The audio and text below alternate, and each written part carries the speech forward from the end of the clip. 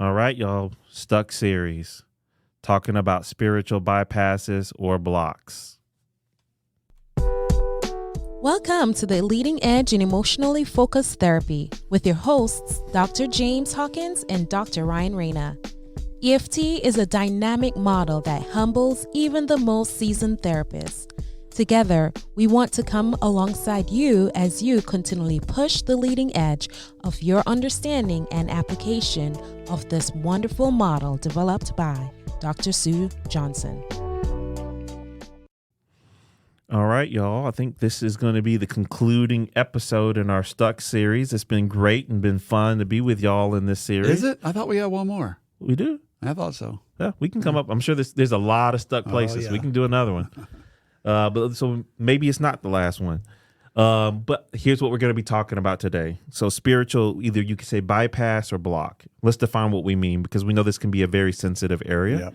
And let me say that. We want to, Ryan and I, when we say this, the first presumption is we're very honoring. We are people that really believe in people's faith and spirituality, and that it's a significant meaning of finding grounding and purpose and orientation in the world. Yeah. And it's very sacred no matter what background you come from. Yeah. And it's no secret that our faith is really important to us personally. That's right. You know, we're not people that go around trying to force faith on anybody, but it's a central part of who I am for sure. That's so right. I'm definitely not want to come across anything different than that today.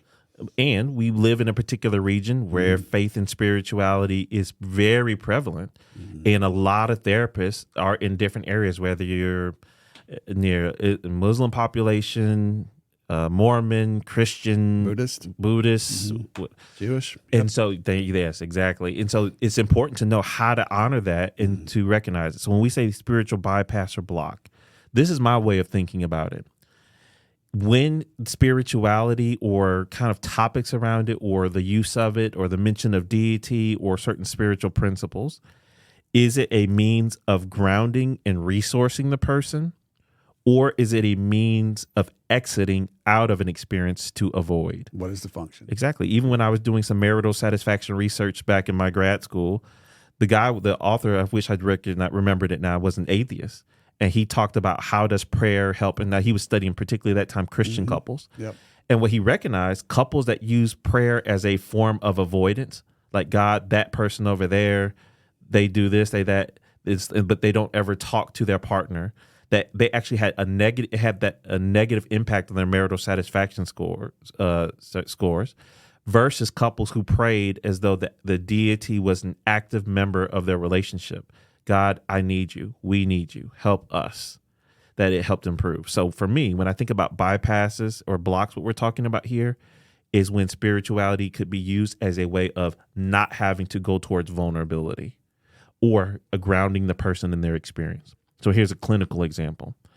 I was doing one of these live consultations, and the person, and it was known faith was a very important part of them, and talking, I started off, I reflected the cycle as I understood it. And then I just wanted to say, and what is that like for you in this place when that trigger happens?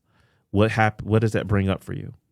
And one of the partners said really quickly, oh no, I've been delivered from that. That's the carnal part of me that I've been delivered from. We don't have to address that. I'm literally like, okay. Mm-hmm. Oh, so there we go. That's my clinical definition. Yep. Yeah, I've had deliverances and exorcisms come up in many sessions. I think for me, when I launch off just kind of talking about this topic, it's I think I love your first start there. What's the function of this? And then kind of an orientation or disorientation. So if I come into a restaurant that I like and someone's eating a nice cheeseburger, and by the way, just for the record, I love a good cheeseburger. That's not part of this. I knew about the cookies. Yeah. Yep, I like food a little too much. So anyway, if I come into a restaurant, someone has an amazing cheeseburger, and they're just trying to shove it in their ear, you start to go, it's nothing against the cheeseburger. That's just not where it goes, right? And that's kind of what it feels like when one of these spiritual bypasses or spiritual blocks comes in. It's a favorite topic in our local office because we kind of live in the South and high religiosity in our area. Though that's changing, which probably has some better and some worse. But anyway, we used to call it the God block. right? Because it comes in the therapeutic conversation at just the wrong time. It's nothing against that person's faith. It just doesn't go right there. And just like other blocks, if you're trying to orient yourself to what is a block, one of the questions is, number one, did you get your question answered? And number two, what's the timing of when it comes forward? Right. So if someone wants to talk about their faith, that's great with me. Any source of co-regulation should be discussed. That's good. I could argue if faith is an important person, if faith is an important part of someone's life, faith or spirituality, whichever word they like is probably what we should pay attention to. If it's a major source of comfort and co-regulation and you don't bring it up, you're misattuned. That's inconsistent with their value system. You don't have to agree to still reference it and to still place it into their story and into their experience. And yet, if it comes up, that's great with me. But if it comes up right at the worst possible time, right, which is when they're being asked to share more of their inner world, or they're being asked to respond to their partner's inner world, when it comes up right there is kind of when we're defining this as a spiritual bypass. Yeah, I guess we'll just go with that phrase. And I do like you expanding with using those words, co-regulation or comfort, because we're not also, I really appreciate Cindy Zane. She gave me an example out in Vegas. There might be a person that feels like they can go sit on the beach in Hawaii and that somehow the ocean speaks to them and calms them and talks to them. So I'm not going to call that a block or a bypass. Nope. Because they are going for co-regulation and comfort. Now, maybe there's a part where I would get concerned of, I don't talk to my spouse. I only go talk to the ocean. Then it's like, ooh. That's a block. Okay. Yeah. Oh, okay. Yeah. All right. But how does that play out for you? Now that this comes, I'm not going to even try and challenge it and tell them they're wrong, because it's not my job to judge or have to do that. But how does that play out for you in your relationship, though? And I get that that's what works for you, but it's not working so well for your partner. Then what happens when you do that? Your partner comes towards you more, and then you go away more. And so, hey, I'm just trying to fight against this cycle and help. Like, it can be true that you can talk to the ocean, but then the ocean co-regulate. But could that help in any way help you come back towards your partner? And maybe I'm not saying that the best, but I hope y'all catch the way we're trying to hold. It can be co-regulating and comfort, but there also can be a block still to the vulnerable piece at times. Yeah.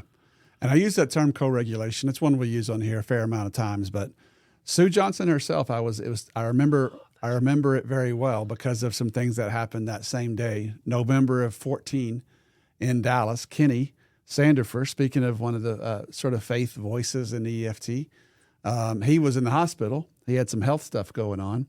That's why I remember that day. Anyway, Sue was just teaching EFT in a one day in Dallas, and she just said in the middle of her talk, she said, for many people, God is the ultimate source of co-regulation. So for you to not know or work with that is to miss their system. Well, that's a pretty good quote. That's right. Yeah, for someone who that's not necessarily her worldview. I don't think it is. That's right, because I heard her at another conference. She said Jesus and the Dalai Lama both epitomize ARE to me. Nice, interesting.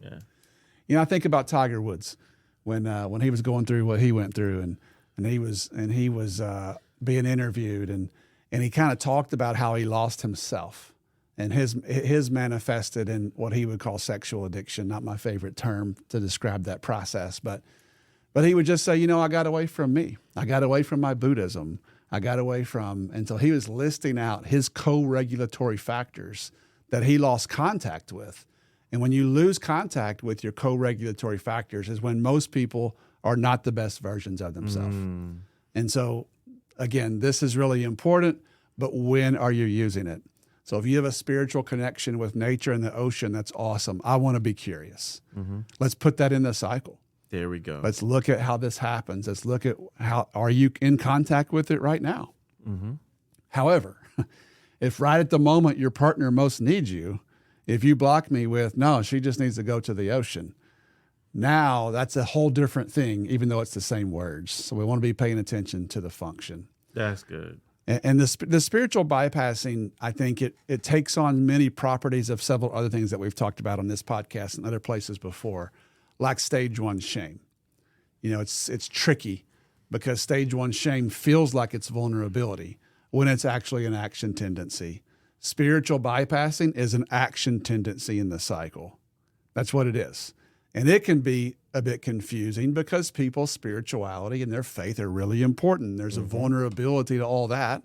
And it's a great thing to be curious about, except for when it is serving the function to block connection. And then we have to figure out what we're going to do with that. So we're going to get practical coming up after this short break.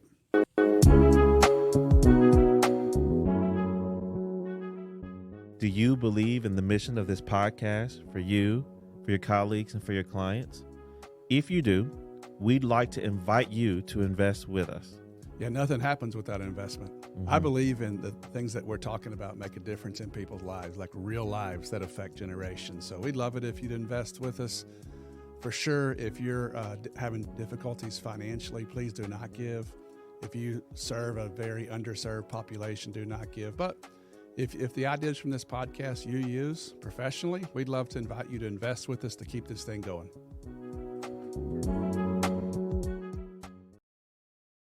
And I know on that one, can I say again, like me and Ryan are trying to do a whole lot more gratitude for you all. I think therapists, because we do confidentiality, we work in secrecy so much, we don't get thanked enough, I think.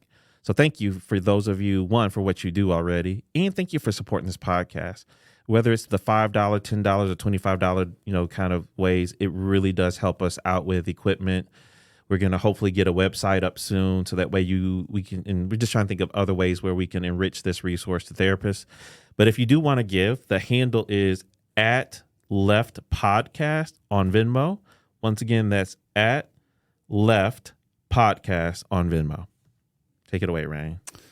Yeah, I want to say thank you as well. And even thank you to our folks out there who are maybe a part of our faith communities and are doing this kind of work with them, or people who are open to it and flexible. There's I think been a bias, religious trauma. Yeah. Sometimes in our field, that's a reactive set to religion that's gone bad in the past, and therefore has completely tried to separate the two, which is just incongruent with people's lives.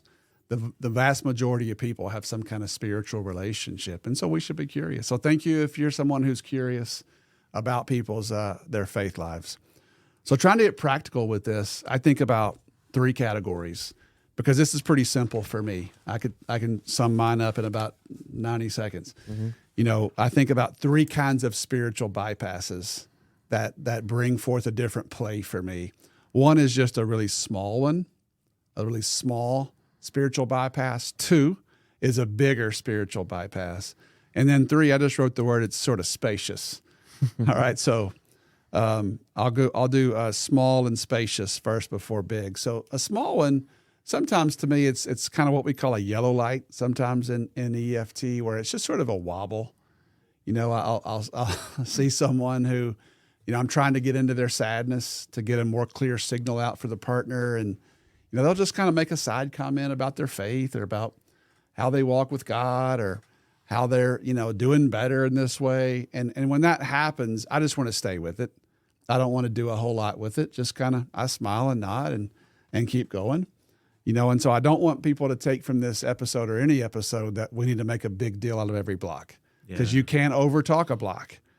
And sometimes when you overtalk a block, you let the block accomplish its mission, which is to take off your focus and towards a cycle. You want to speak to that? Yeah, we probably need to do another episode. Me and Ryan, we call it a block style work or something like that. And knowing which the small block, a medium block, and a large block, because it's getting a little bit more specific again. So anyway. Yeah.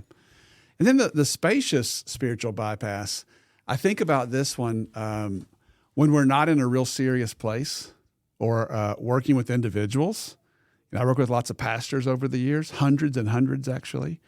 And I remember distinctly working with a pastor several years ago as an individual, although he was having significant relational distress and talking about his partner who was trying to reach out to him. And his comment was, she needs to deal with that with God. And so for me, I just want to go into exploratory mode. I'm like, hang on a minute. Where'd you get that idea? Really? And I wasn't being mean. I was just like, hey, tell me where in the world that came from. And that had its desired effect. because he was kind of like that was a presumption that he had made. And, I might be a little less engaging for religious backgrounds I don't know anything about. I happen to be fairly in sync with his particular religious bringing. So I wasn't, preaching at him or anything, but I was just like, help me understand where you're getting at, which implies that's not actually in sync with your religious beliefs. And so through that, we just opened up space. And by the end, he was like, well, okay, maybe I do need to do more of that. And I'm like, yeah, I think it might make a big difference if you did. And I think that's a great practical tool, though. And I've heard Sue say that sometimes we can use reflection as a form of gentle challenge. And that's what you did there. You just kind of reflect like, hold on a second. Is this what I'm hearing? Is this what you're saying? Or what I hear you saying is this? Ooh, so right here as I ask you about your experience, you immediately kind of say, oh no, that's a carnal part of me. Mm-hmm. And you just highlight it. And it's amazing sometimes what people's brains will do is like, oh, I see it now. Yeah, I see what you're saying. Yeah. And I'm stealing that phrase from a former professor of mine years ago, Dr. Lou Moore, who was not EFT, but he was a lot of brilliant stuff. And he liked the phrase, where did you get that? And, it's not super rude. It's not super sarcastic, but it is a little mini rupture, and it's purposeful because what it's saying is, would you be willing to reevaluate that? And knowing that I'm going to come back and repair if it lands wrong. And we're going to talk about ruptures in future episodes. So that's a small block or a small spiritual bypass. I don't do a whole lot, just kind of keep go on the track that I was on. If it's a spacious spiritual bypass, which means I got plenty of room, I want to explore and get curious and even say, hey, where did you get that? But the main ones, the reason that this became a thing is these big spiritual blocks, these big spiritual bypasses that happen just really at the worst possible moment. Yeah. Almost like we used to call them bullets in EFT. They just come out really, they can be shaming or very, very avoidant. And so for me, I'm not going to be overly creative. Going back to our block series episodes, I like the concept of CPR. Mm-hmm. In fact, we try to role play one of these at Core Skills 2. That's how big of a believer I am in this. And so CPR, if you haven't listened to previous episodes or have forgotten, it's an acronym. George Fowler and other people, I think he got it from somebody. He said he did. I don't know. Anyway, CPR stands for catch it, give it permission, and then reset. Yeah. And all three of these are really important. So you got to catch it. And spiritual bypasses sometimes can come out so elegant and so personal, people don't recognize it as actually this is just a block and a bypass, right? And then giving it permission, I do think it's a unique art, just slightly different here than other forms of blocks. And then the most important part of CPR is the R. We have to reset it. We have to not let the block change our focus most of the time. Mm-hmm, mm-hmm. You want to say more about that? Yeah, because I'm trying to think about going back to that case I had in New Orleans, and maybe I didn't do it well, but I'll share with y'all where I went with it. So even as I go to kind of like, what's your personal experience here as that trigger happens? It's just a carnal part of me. Oh, okay, wow. And I even appreciate, like, look at how you said it to me. Like right here, as there's this significant thing that happens when you try and when something happens and your partner brings up something. It hits your body. And even right now, your eyes get big and your voice kind of goes up and you're like, oh no, James, that's a carnal part of me. And it kind of even hits me like, this is a serious place. Like not only what happens, but there's a part of you. Not only are you in a tough spot with your partner, it's a tough spot inside of you. Like this is something that it's kind of bad about you. Something that doesn't lead to good places, that maybe God might not like about you, that maybe you don't like about you. Is that what I'm getting? This is not a good experience for you. So you see, I am giving like kind of, maybe I didn't give it full permission, but I am reflecting, I'm accepting it, and I probably could. And I really appreciate you. Thus, I think I did go to. And my guess is you probably have some good reasons about why you learned to fight against this part of you to kind of push it away. So can I stay here? What is that's happening for you right here? So my way is reflect it, validate it, explore. Yeah. And I like that you're bringing this up, and this might muddy the water, but it is nuance. And you know me, I love nuance. So if I'm deepening with somebody, it's a little more spacious. It's a little more room to explore. Yeah. But if I'm trying to finish the mission, Oh, that's a different one. it's a different one Yeah. because I've got to move it quickly. Otherwise, this is going to evaporate, especially if I've just had their partner get very vulnerable. That's right. I feel a certain responsibility to do everything I can to get that person to be caught. They deserve to be caught. So that's kind of what I'm referring to here with the big block. So number one, you got to catch it. You got to notice that this just happened. And the permission piece is really key. So we'll expand this one piece as well, because I've seen religious bias, is what I'll call this, on both ditches, a theme on this podcast, right? I've seen people who they have, from my experience, a bit of a rigid stance on religion, and that rigid stance doesn't allow them to be curious and explore. It's like they're afraid to go talk about something that's different than their worldview, effectively, which doesn't work real well in this profession because we work with all kinds of diversity.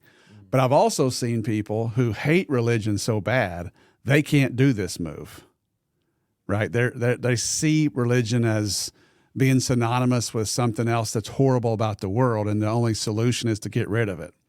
And that makes another form of rigidity. Both ditches we want to stay out of. Yeah. And so when a big block happens, that's a spiritual bypass, I want to catch it, and I want to find a way to validate and honor that in such a way that they can set it down and not use it against the bond, but rather see it as beside the bond. Or even under the bond is fine with me, just not banging against it. So if I pass an enactment of sadness and someone says that person needs to work that out with God, right, which has happened hundreds of times in my office, I want to catch it. Hold on. I so appreciate how important faith is to you because you've experienced God in ways that were so healing, and you know the power of this, and that's what you really want to help your partner, right? So those three validations usually gets you what Erickson we used to call a yes set, which is like, yeah, you get it. But I want to ask you for just a moment to set that aside for a minute, okay? Because we can come right back to it. I'm curious even right now if you felt anything in your body when you saw your partner's tears. So there's the reset of what I was trying to get in the first place, right? And then I'll say this. If they will, and most of the time they will, especially if I've honored what they honor, speaking their language, to things that we always talk about, if they do show up and they can finish the mission in comfort and we can land in the body, it can be a great opportunity for them to use their faith right there. I've had people pray for each other right in the office in responses to enactments. If that works for them, awesome. Why would you not want to have an attachment ritual, as we talk, as is extensive in the attachment literature, when it fits? So I'm not just saying get rid of this. Mm-hmm. What I'm saying is, can we get it in proper order? Can you show up first as a human? And maybe you bring with you some resources that are common to this relationship. And then I want to be curious and expand on that as it fits. Man, thank you, Ryan. That's a great, clean example of a big block one right there. And I liked how we keep talking about, even in the Stuck series, not only are we trying to talk about practical stuckness with the client around this, but also the stuckness of us, just like how we, on the last episode, talking about marginalization, when we don't broach, when we can't lean in, when we can't honor these things. Like, we can also get stuck when we, as the therapist, don't at least have a acceptance for the client's spirituality or faith parts, and we try and remove it from the process, just like we wouldn't want to remove parts of culture, ethnicity, and things of that nature. It could be a huge misattunement on that side too. You can marginalize someone's faith tradition the same way you can their race or any other aspect of them that's vulnerable and close to their identity. Yeah, man, that's good. Anything else on this? That's it for me. That's it for me, y'all. Man, you're right, Ryan. We do have more episodes for the Stuck series. Yep. I was a little bit ahead of the game there. So look forward to, man, we've been in this. This is our longest series so far. I think we got a few more. Yeah. Yeah. Hey, if y'all, by the way, we want you to be a part of this podcast. If there's a particular element, like, this is where I keep getting stuck, that would be a good way to end it with, kind of like you as a viewers giving us some more, like, this is where I keep getting stuck, and make it very process oriented. And we'd love to do that. So. All right. Thank you all. Thank you for listening. We hope this experience helps you push the leading edge in your work to help people connect with themselves and with each other. Please subscribe to our podcast and leave us a 5-star review. You can contact us at pushtheleadingedge@gmail.com, and you can follow us on our Facebook page at Push the Leading Edge. You can follow Ryan on Facebook at Ryan Rana Professional Training and on his website, ryanranatraining.com. You can follow James on Facebook and Instagram at DocHawkLPC. You can also check out his website, dochawklpc.com.